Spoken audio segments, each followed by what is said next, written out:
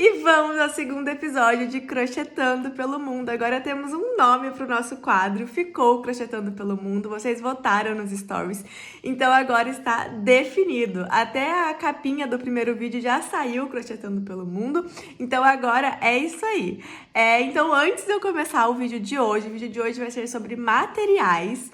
E eu só quero dar alguns recadinhos aqui pra vocês, tá? Primeiro, os vídeos aqui eu ainda não sei qual vai ser, assim, a duração deles. E como eu sei que aqui no Instagram, às vezes, a gente fica com um pouquinho de preguiça de assistir, eu também tô colocando eles no meu canal do YouTube. Então, eu vou colocar o canal do YouTube no meu link da bio. E aí, quem quiser pode ir lá também, porque daí lá eu sei que dá pra acelerar, é mais fácil de passar. Então, se vocês quiserem acompanhar por lá também, fiquem completamente à vontade, tá? Eu vou só pegar ele daqui, subir pra lá, e aí vai ficar a mesma coisa, mas eu sei que às vezes é mais fácil de acompanhar por lá, porque vocês conseguem usar uns aplicativos aí pra acelerar e tudo mais, tá? Aqui no Instagram dá pra passar também, se alguém não souber como faz pra passar o vídeo, me chama aqui nos comentários ou no direct que eu ajudo vocês, tá? Mas é isso. Segunda coisa, eu não tô dando aula aqui, tá, gente? Assim, eu tava pensando um pouco sobre isso nesses 2 dias entre o primeiro vídeo e esse, e eu ainda não me sinto preparada pra dar aula. A minha intenção aqui é passar realmente um pouquinho de coisas que eu já vi no crochê, que eu já experimentei. Às vezes eu tenho algum jeito de mostrar que outra pessoa não tem, que aí fica um pouco mais fácil. Eu vou tentar fazer uma ordem também, assim, de pontos e tal. Então talvez facilite para quem aí tá aprendendo pra ter uma ideia e uma segunda opinião sobre algum tipo de coisa, tá? Mas assim, eu já adianto para vocês que o crochê é uma coisa muito pessoal. Cada pessoa acaba tendo o seu método, o seu jeito de fazer. Então não quer dizer que, por exemplo, eu subi 2 pontos em uma carreira de determinado ponto, não quer dizer que quem sobe 3 tá errado, tá, gente? Eu vou falando isso durante os vídeos, vocês vão entender o que é subir 2 pontos também. Então vocês vão entender daqui a alguns vídeos, vocês já vão entender o que é subir 2 pontos. Mas eu fiz até um cronograma aqui de algumas coisinhas de cada vídeo que eu vou falar pra vocês. Eu acho que tá bem legal, mas eu também quero muito a opinião de vocês, tá? Então vamos lá. Hoje eu vou falar sobre materiais. Eu sei que isso é difícil, principalmente a parte da compra dos materiais. Quando eu comecei, eu sofri muito com isso, porque eu não sabia onde comprar, o que comprar, como escolher fio e etc. Então, primeiro material, o fio. Eu falei pra vocês já que a gente vai trabalhar aqui com fio de malha. É um material que eu gosto muito de trabalhar, ele tem ali as suas dificuldades. Hoje eu não vou falar especificamente sobre fio de malha, tá? Isso vai ser nos próximos vídeos. Mas eu vou ter que falar um pouquinho pra vocês entenderem como comprar, o que é e etc. Então isso aqui é o fio de malha, eu já mostrei pra vocês no vídeo passado. Isso aqui é o fio de malha e nada mais é mesmo do que um fio, uma malha. Por isso que ele tem esse nome, ó. Quando você abre o fio de malha, você consegue ver. Você pode pensar no fio de malha, isso aqui é um fio de malha residual, tá? O fio de malha, ele pode ser residual ou premium. O premium, você sabe exatamente o que você tá comprando, que tipo de fio é, se ele é 100% algodão, se ele tem um pouco de poliéster, se ele tem um pouco de etc, do que seja o produto que ele está sendo feito, mas você sabe exatamente o que você está comprando, ele tem uma paleta de cores, ele é um fio premium, você não vai ter nenhuma surpresa no decorrer do fio, então ele é um fio um pouco melhor do que o fio residual. O fio residual nada mais é do que o próprio nome diz, é um resíduo de fio, então você pode pensar no fio residual como, eu tenho uma camiseta, eu corto essa camiseta em vários fios e eu tenho um fio residual. Ele é o resíduo do fio, tá? Das fábricas e de onde eles são feitos. Então, o fio residual, ele não é um fio uniforme do começo ao fim, ó. Se eu pegar esse fio aqui, por exemplo, eu acabei de abrir ele um pouquinho mais, ele começa com uma elasticidade, ele não é muito elástico, mas ele começa com uma elasticidade, e aqui, ó, pouquinho fio depois, ele já não tem nenhuma elasticidade. Então, ele tem uma variedade muito grande dentro do próprio fio. No fio residual, às vezes, vão ter alguns nós no meio. Eu não vou fechar o nó, porque senão depois eu vou ter que tirar. Mas ele vai ter alguns nós no meio, emenda e etc. Mas eu vou falar um pouquinho melhor no próximo vídeo sobre ele, tá? Mas enfim, então você tem a opção do fio de malha, que é o que a gente vai trabalhar aqui. Parece ser super complicado, né? Principalmente fio residual, mas você vai aprendendo a trabalhar com ele, tá? Fiquem bem tranquilos, não é nada tão complicado assim. Então, fio de malha pode ser residual ou premium, vai do seu gosto. No começo, o fio de malha ele é mais barato, tá? Ele é bem mais barato do que o premium. Então, eu sempre trabalhei com fio residual. Se vocês quiserem começar com ele também, super dá pra trabalhar, fiquem tranquilas. Então, fio de malha residual é o que a gente vai trabalhar aqui nos vídeos, tá? Mas além do fio de malha, você pode comprar também fio barbante, né? Isso aqui é um fio de barbante, tá?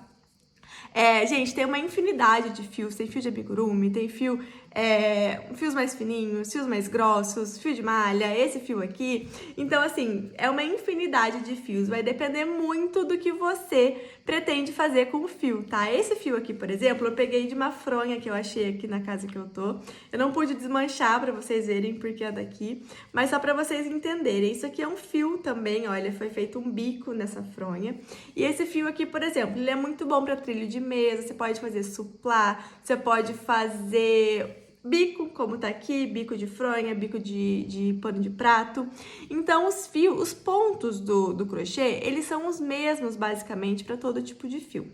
Tem alguns fios que eles se desenvolvem melhor com algum tipo de ponto, mas os pontos básicos que a gente vai aprender aqui, você pode fazer tanto num fio assim, como no fio de malha, tá? Então, fiquem à vontade, vai muito do que vocês preferirem trabalhar. E como comprar, por exemplo, esse fio aqui. Esse fio você vai num armarinho, eu recomendo que vocês vão sempre, nesse começo, vão presencialmente. Se vocês forem trabalhar com fio de malha, principalmente, para vocês poderem ver o tecido. Mas se vocês forem trabalhar com fio assim, até que eles não têm variedade, né, de espessura e tudo mais, então você pode comprar online. Mas eu recomendo no começo que vocês vão pessoalmente no armarinho. Primeiro, para vocês já terem esse contato com os fios, e segundo, para vocês entenderem. Esse fio aqui, por exemplo, ele é um pouquinho mais áspero. Então, eu não recomendo para quem tá começando trabalhar com fio muito áspero, que você pode machucar um pouco a mão, pode ser um pouquinho mais difícil de trabalhar. Então, eu recomendo, por exemplo, se você quiser um fio assim, compre um fio, eu vou falar uma marca aqui, mas só para vocês verem, poder terem uma ideia quando chegarem em um armarinho. Vocês podem comprar um fio, por exemplo, barroco, número 6 ou 8, 100% algodão. Ele vai ser ótimo de trabalhar, você vai conseguir, ele é bem pouquinho áspero, muito pouco, mas você não vai ter grandes dificuldades no trabalho, tá? O fio de malha, você vai chegar numa loja, vão ter várias opções, você vai escolher uma cor que você goste, às vezes você não consegue pegar nele porque ele é embalado, mas tenta dar uma olhadinha no fio, assim, se ele, do que você consegue ver ali, ele tem uma uniformidade no fio, se você conseguir tocar nele, se ele é um pouquinho elástico, no começo eu recomendo que ele seja um pouquinho elástico, porque fica mais fácil de trabalhar, tá? Então, o fio é basicamente isso. Vocês vão num armarinho, peçam ajuda da vendedora, falem que vocês não trabalham com fio de malha, peçam ajuda, tá? Principalmente quando a gente tá falando de fio de malha. Então, para vocês terem essa ideia nessa primeira compra. No começo, vocês vão errar, gente. Fio de malha é um pouco de experiência para trabalhar quando a gente tá falando de fio residual. Eu, no começo, comprei muito fio de malha errado, principalmente quando eu comprava online, que você não sabe direito o que você tá comprando, você não entende ainda muito bem. Então, é super normal, vocês vão comprar errado, tá? Mas com o tempo, tudo se ajeita, fiquem bem tranquilos. Então, fio de malha e o barbante. A agulha. Como escolher agulhas. No próximo vídeo eu vou falar um pouquinho mais sobre cada agulha para cada fio, mas para vocês poderem comprar, vai depender muito de como é o armarinho, né? Se vocês conseguem manusear o fio de malha, por exemplo, para entender qual que é o específico, assim, qual vai ser a agulha específica para esse fio. Se vocês conseguirem, para vocês verem nesse começo qual agulha comprar, eu recomendo que vocês façam isso aqui, ó, se vocês tiverem acesso ao fio. Peguem o fio que você está querendo comprar e peguem uma agulha. Essa agulha, por exemplo, é uma agulha 7. Para esse fio aqui, ela é um pouquinho pequena. Porque, ó, se você olhar aqui, ela dá para trabalhar. Eu trabalharia até com uma 7. Mas, para quem tá começando, ó, como que você vai ver? Essa agulha, ela pega bem certinho no fio, tá? Se você olhar aqui a pontinha dela, ela sobra bem pouquinho, ela engancha bem. Só que ela, se você for pegar em outras partes do fio, ela vai escapar, porque o fio é um pouquinho grosso para ela, tá? Então, nesse começo, você sempre tem que pegar uma agulha que ela encaixa bem no fio. Aqui ela encaixa, ó, você conseguiria trabalhar, mas ela poderia escapar. Então, ó, uma 8, por exemplo, ó, você consegue pegar aqui e ela encaixa bem certinho, não sobra ponta e você consegue trabalhar. Então, é assim que você consegue ver nesse começo, para você ter um trabalho mais tranquilo, tá? Como você consegue escolher uma agulha para um fio de malha, você pode fazer essa técnicazinha aqui de ver se ela vai sobrar muito. Se sobrar muito é porque ela é grande, tá? Aqui tá bem certinho, então você conseguiria trabalhar com esse fio e uma agulha 8, por exemplo.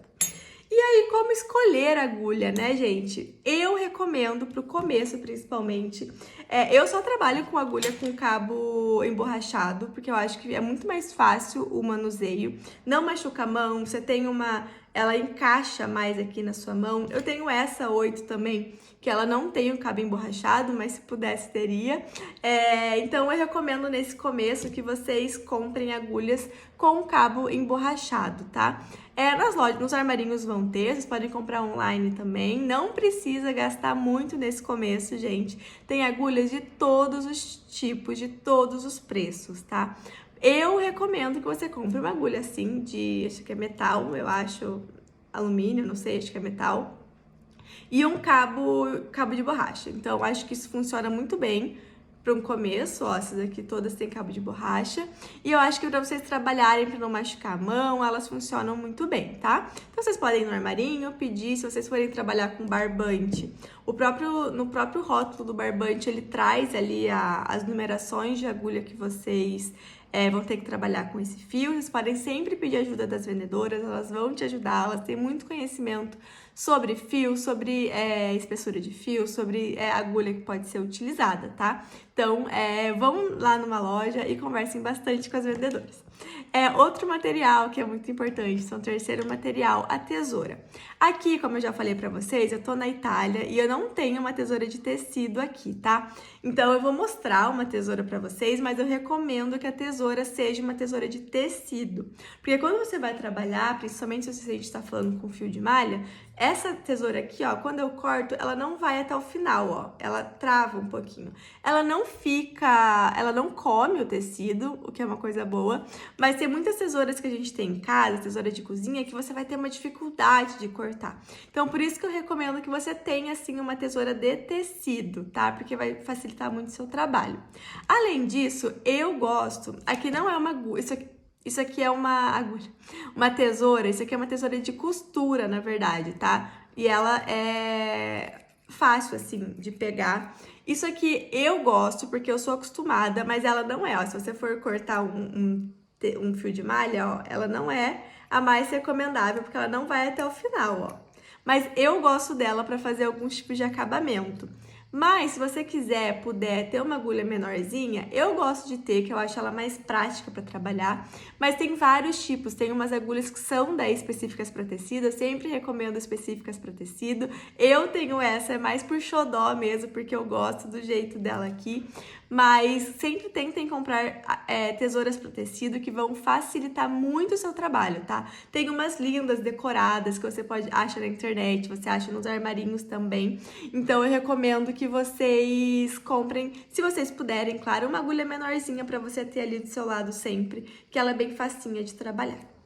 Além disso, esses são os materiais essenciais, tá? Com isso aqui, vocês já conseguem trabalhar, vocês conseguem entregar uma peça para alguém e já vai ficar um lindo trabalho. Eu recomendo também que vocês comprem uma cola. Essa aqui é uma cola universal, mas tem cola também para tecido. E aqui para que cola? Tem gente que não usa cola, tá? Nos trabalhos. Eu gosto sempre de finalizar os pontos com um pinguinho de cola.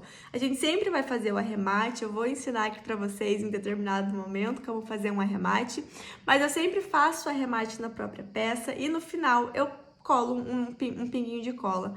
eu coloco um pinguinho de cola porque eu acho que garante, né, que o nosso trabalho não vai abrir, que essa ponta não vai soltar. Então eu acho que é bem legal a gente ter uma cola também aqui, como eu falei, é cola universal, mas vocês podem, nos armarinhos tem cola de tecido, tem cola de tecido da Círculo que eu usava e funcionava bem, mas tem vários tipos de marca de cola, tá? Nos armarinhos. Fiquem tranquilas para escolher uma cola de tecido, que eu acho que é legal quando a gente tá falando em entregar uma peça para alguém, que ela seja o mais segura possível, né?